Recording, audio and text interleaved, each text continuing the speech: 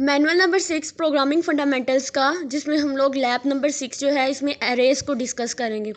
इसके table of contents की तरफ चलें तो इसके अंदर हमारे पास सबसे पहले जो भी हमारे ओवरव्यूज़ में है, सबसे पहले एरे क्या होती है, इसको हम लोग इनिशियलाइज़ किस तरह से करते हैं, एरे का बेसिक कॉन्सेप्ट क्या होता है, इसको डिस्कस करेंगे।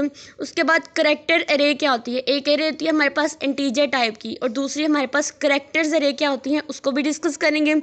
नेक्स्ट हमारे पास स्टैटिक लोकल एरे क्या होती हैं और इसके अंदर लोकल वेरिएबल्स को किस तरह से हम लोग डिस्कस करेंगे।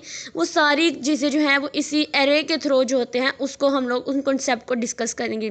उसके बाद हमारे पास एक स्टैटिक लोकल एरे है और एक है ऑटोमेटिक लोकल एरे। ठीक है, यानी दो तरह के हमारे पास लोकल्स वेरिएबल्स होते हैं, एक जिसमें एरेज में स्टैटिक लोकल एरे को डिस्कस करेंगे इस मैनुअल के अंदर और एक ऑटोमेटिक लोकल एरे को।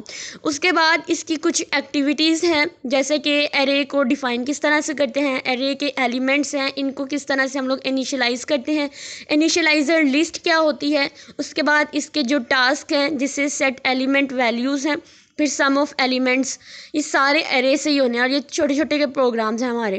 इन लैब एक्टिविटीज़ जो हम लोगों ने अपनी एक्टिविटी लैब के अंदर एक्टिविटीज़ मोस्टली परफॉर्म करनी होती है, इसमें करैक्टर एरे है, इनिशियलाइजिंग करैक्टर एरे, फिर स्टैटिक लोकल एरे और ऑटोमेटिक लोकल्स एरे। यानी कि ये जो हमारे पास ये एरे थी इसको इन प्री लैब एक्टिविटी में करेंगे। नेक्स्ट जो हमारे स्टैटिक एरे, लोकल एरे और ऑटोमेटिक लोकल एरे हैं इनको हम लोग जो है अपनी इन लैब एक्टिविटी के अंदर करेंगे। अब इसके अंदर passing array to functions, array को हम लोग फंक्शन के थ्रू किस तरह से पास करेंगे और कॉल कराएंगे। Passing individual elements to function, ये भी हम लोग डिस्कस करेंगे। उसके बाद इसके कुछ 5 इंपॉर्टेंट टास्क हैं जो कि बहुत ज़्यादा इंपॉर्टेंट है। पोस्ट लैब एक्टिविटी में ये होता है कि प्री लैब एक्टिविटी में ये होता है कि हम लोग इसको क्लास के अंदर ही डिस्कस करते हैं। इन लैब एक्टिविटी में ये होता है कि हम लोग इसको लैब के अंदर परफॉर्म करते हैं। पोस्ट लैब में ये होता है कि हम लोग लैब के बाद, यानी अब ये छोटे छोटे से प्रोग्राम लैब के अंदर परफॉर्म करने के बाद जो हम लोग अपनी पोस्ट लैब एक्टिविटी, यानी कि हम इस काबिल हो जाते हैं कि हम लोग उसको खुद से लॉजिक बना सकते हैं उसकी, जैसे कि इसमें GPA कैलकुलेशन और फ्रीक्वेंसी ऑफ लेटर्स, इसको हम लोग डिस्कस करेंगे।